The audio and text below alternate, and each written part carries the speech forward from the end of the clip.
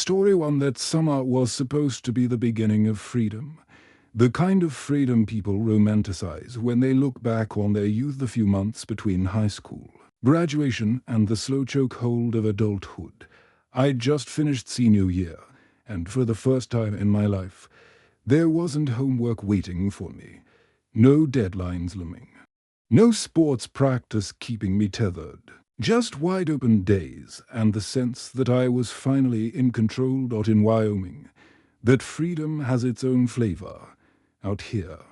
The land is so massive and empty it makes you feel like you could disappear without a trace of you. Wanted to. Maybe that's what draws people to the tradition, at least the one my school followed. It wasn't something you'd read about in magazines or see on TV, but everyone in my town knew it. After graduation, you and your closest friends pick a plateau or rock, face somewhere deep in the wild, climb it, drink a little at the top, and take in the view. A rite of passage, a test of nerves, a way to mark that you'd finally stepped into adulthood. There were 4 of us who made the plan. Me, Alexandra, Nick, and Jack. We'd been a tight group since middle school.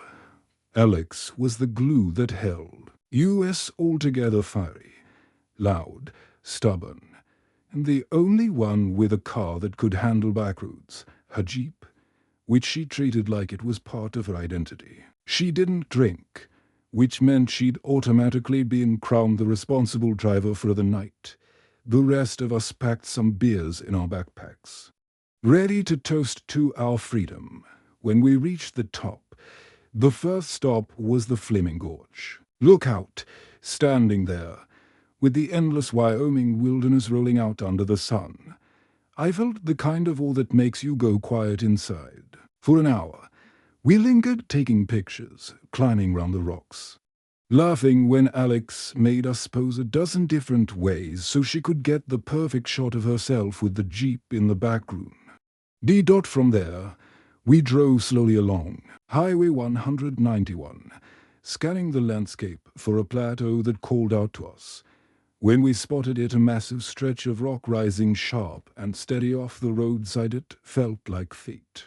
The climb wasn't technical, but it looked high enough to give you as a thrill. Alex parked in a small gravel pull-off, and we shouldered our backpacks, drinks clinking inside. The climb was steep but manageable. Alex led, sure-footed and confident, with me behind her, Nick after me, and Jack pulling up the rear. By the time we reached the top, my shirt clung with sweat and my hands were raw from gripping rock. But when I turned and looked out, all of it was worth it. Wyoming stretched in every direction, plateaus and valleys, grassland ruling until it blurred into the horizon. For a long time, we just sat up there, legs dangling over the edge, sipping from our beers and talking about classmates, college, and the kind of dumb stories that always come out when friends are about to split off on different paths. It should have been one of those perfect days, and maybe it would have been if not for the truck. I noticed it first, a red pickup tearing down the highway below. It sped past Alex's Jeep. But then, instead of continuing on, it screeched to a stop so abruptly I could hear the squeal of tires even from where I sat. My stomach tightened as I watched the truck lurch backward, reversing in the middle of the empty road until it lined up with the gravel lot where Alex's Jeep was parked. Guys, I muttered, pointing. We all fell quiet as the truck rolled into the lot. The driver's door opened, and a man climbed out. From our height, he was just a silhouette, tall, broad-shouldered, moving with a kind of restless energy. At first, we thought maybe he was another climber, someone who'd just happened across the same pull-off. But then he started circling Alex's Jeep. He wasn't just looking at it. He was testing it, peering through windows, tugging at door handles, leaning close like he was scoping out the locks. "Hey," Nick shouted down, his voice echoing off the rocks. The man startled, his head jerking up, his face tilted toward us. Though we were too high up to catch the details, he hesitated, then lifted an arm and waved like a neighbor caught doing something mildly embarrassing. But then, instead of leaving, he went right back to the Jeep. "Yo, get away from the car," Jack yelled, his voice sharp. When the man ignored him, Jack cupped his hands round his mouth and shouted, "We're armed." I shot him a horrified look. It was a stupid bluff. None of us had weapons. But maybe, just maybe, fear would work in our favor. The man froze, his body going rigid. Then, slowly, he tilted his head back and shouted up, voice carrying easily through the still air, "Me too, kiddo." And then, with deliberate mockery, he raised something in his hand and waved it. From where I sat, I couldn't make out the shape, but the way the sunlight glinted off it made my blood run cold. "Is that a gun?" Alex whispered. The man rammed his shoulder into the Jeep's window. Once, twice, the hollow boom echoed up to us. Each strike harder than the last. "Go," Alex hissed, already scrambling down the rock face. I don't think I've ever climbed so fast in my life. My palms slipped. My knees banged against stone. But I didn't care. All I could think about was the sound of shattering glass. By the time we hit the bottom, we were sprinting across the gravel lot, hearts hammering, voices hoarse from screaming. That's when he turned, raised his arm, and leveled a gun straight at us. "Stop." He barked. We did. Instantly, hands flew into the air, breaths coming in ragged gulps, phones, wallets. Now, we obeyed, tossing everything onto the ground in front of us, not daring to hesitate. The man's face came into focus now, an older guy, late 40s maybe, with leathery skin, his scraggly beard, eyes that were wrong, not drunk, not high, just empty. He kept the gun trained on us as he stooped and collected our things. Then, almost as an afterthought, he pulled a knife from his belt and jabbed it into one of Alex's tires, slashing it open with a hiss of escaping air. None of us said a word. None of us did.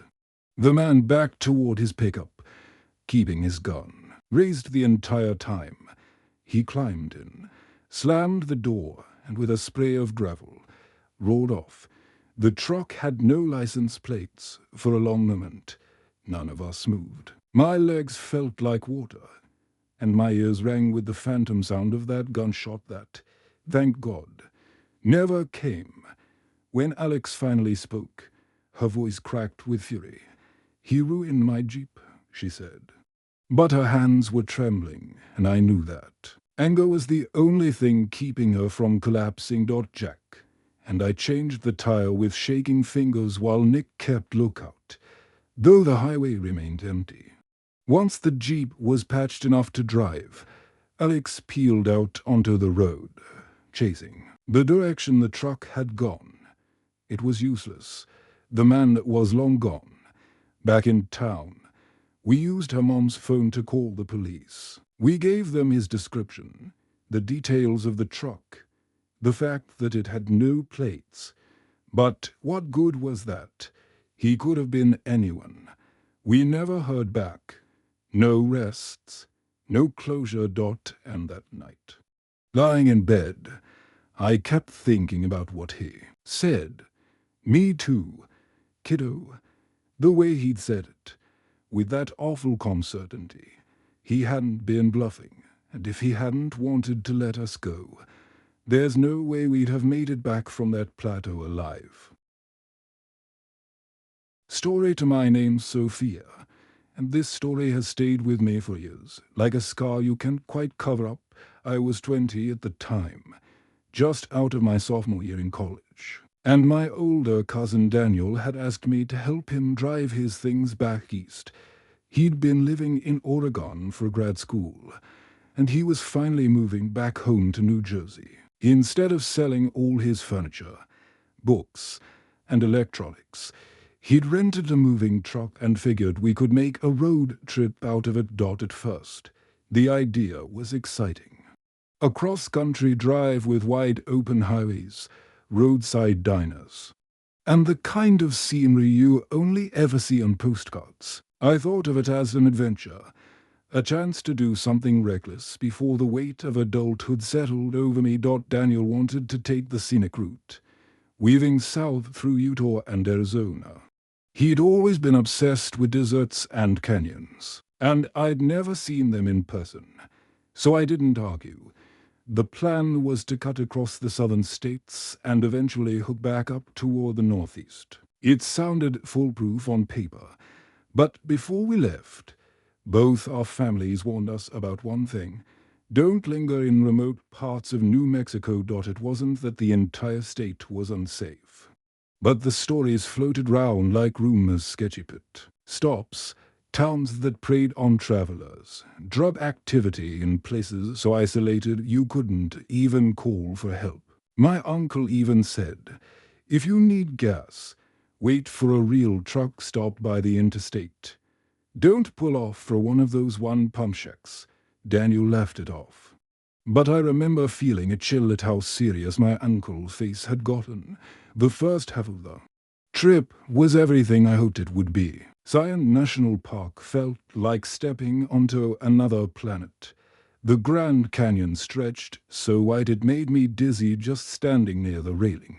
Driving through northern Arizona was like driving through an endless painting red cliffs, distant mesas, the sky an ocean of blue. I thought nothing could shake how good I felt. That changed in New Mexico. The truck Daniel rented guzzled gas worse than we expected. By late afternoon, the gauge was hovering near empty, and the next truck stop was too far ahead. We couldn't risk it. So Daniel pulled up a map and found a tiny dot of a town about 10 miles off the main road that supposedly had a gas station. I remember the silence when we pulled in. The whole place felt paused, like a set waiting for actors that never showed up. A row of sun-faded houses leaned against each other, as though they'd collapse if left alone. The streets were dusty and empty. Even the air felt heavy, like a storm was about to break. Though the sky was perfectly clear, the gas station looked older than my grandparents' house. A peeling sign swung above to pumps that might have been older than me. A convenience store sat behind them with a single buzzing neon light that said open. Though it flickered like it was lying, Daniel got out to pump gas, and that's when I noticed the eyes. A handful of people were scattered round the street on porches, leaning on walls, smoking cigarettes, and every single one of them was watching us. Not moving, not speaking, just staring. One man in particular, tall and gaunt, stood by the station door with a cigarette burned almost to the filter. His gaze felt sharp enough to cut glass. Every time I glanced at him, he was already looking back, like he'd been waiting for me to notice. I tried to tell myself we stuck out two outsiders in a rental truck with Oregon plates. But the longer those stares lingered, the more I wanted to sink into the seat and disappear. After Daniel finished fueling up, we got back in and tried to head toward the highway. That should have been easy. We could actually see the interstate in the distance, a silver line across the horizon. But every road we took bent the wrong way. A street that should have led straight toward the highway suddenly curved away and dumped us back into town. Another one dead-ended in front of a chain-link fence, even when we drove toward the interstate. Directly, the pavement would split or veer off like the town itself was pushing us back inside. Our GPS was useless. Signal kept cutting in and out, and when it did work, the screen showed streets that either didn't exist or were blocked off. After half an hour of looping the same blocks, my chest was tight with panic. Daniel was swearing under his breath, gripping the wheel too hard. It felt wrong, like we weren't just lost but trapped. Finally, Daniel snapped and drove us back to the gas station. "I'll just ask for directions," he muttered. I begged him not to. Something in my gut screamed that talking to the wrong person here would be a mistake, but he went inside anyway. When he came back, he looked pale. "The clerk says we have to take the back road south, about 15 miles. Then there's a ramp that loops back to the highway." I just stared at him. The highway was right there. Why would we drive away from it? Daniel admitted the clerk had been oddly insistent, repeating the directions like he wanted to hammer them into his brain. He'd also asked questions: where we were heading, how long we'd be driving, if anyone else was expecting us. None of it sat right. We pulled onto a side street to regroup, my hands shaking so badly I had to press them into my thighs. That's when a battered pickup truck rolled up beside us. The window slid down, and a man in a sweat-stained ball cap leaned out. "You two lost?" he asked. Daniel hesitated, then said we were trying to get back to the interstate.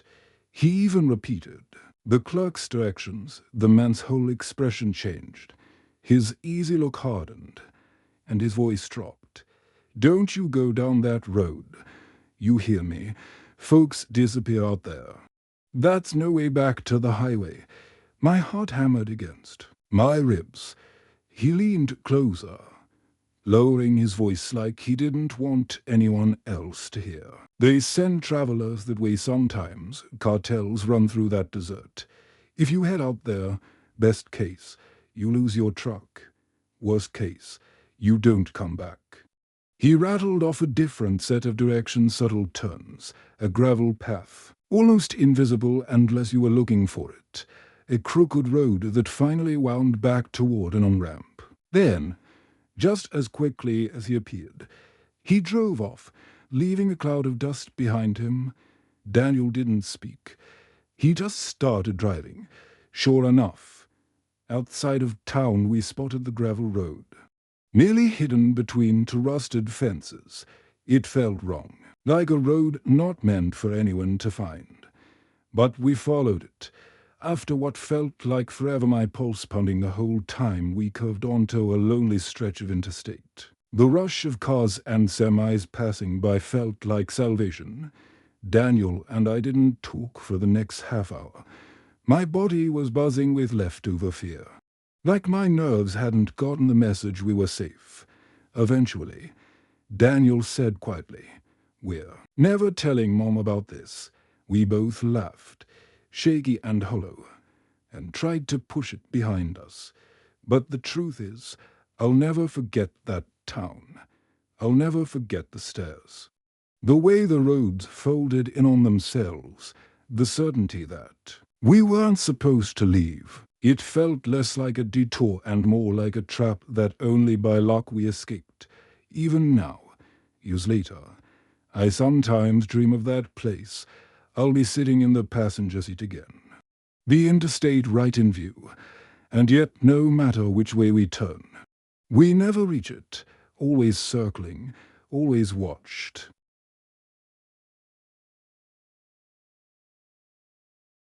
Story 3. 5 summers ago, my ex-girlfriend, let's just call her PS, and I finally took the European trip we'd always talked about after college.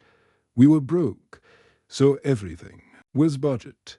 Cheap errands, last-minute lodges, and places with reviews that would normally scare people off. We didn't care, we just wanted the experience. Croatia was on the top of our list. PS had family roots there, and she'd always wanted to visit her grandmother's hometown. Rijeka, Zagreb, and Dubrovnik were full of tourists, easy to blend into. But Rijeka was different. It wasn't a tourist city at all, and it became clear right away that we stood out.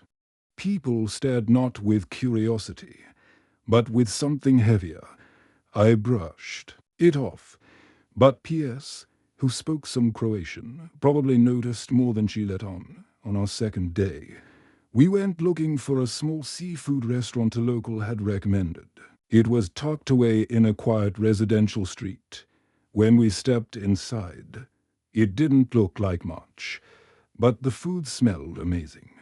We ordered way too much and were just enjoying ourselves when a group of 5 rough-looking men sat nearby. They were loud but didn't seem interested in us until PS suddenly froze. She leaned in and whispered that we needed to leave. I didn't understand, but she was dead serious. I threw cash on the table, and we rushed out on the street. She finally told me she'd overheard them. She understood enough Croatian to know they were talking about us. Not what they wanted to do, but what they were going to do. They'd even mentioned separating us.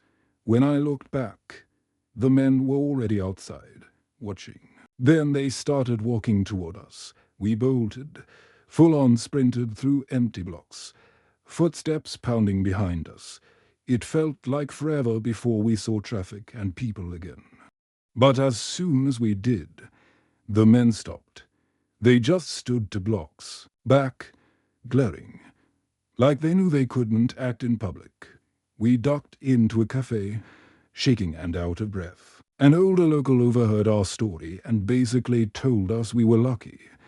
He said the restaurant was known as a hangout for organized crime. Tourists had no business being there. The way he said it made my stomach drop. We had wandered straight into danger without even realizing it. The rest of our trip was ruined. We barely left the airban until our flight. Looking back, I know we avoided something awful only because PS understood the language and didn't hesitate. If she hadn't acted when she did, I honestly don't know if we'd have made it out.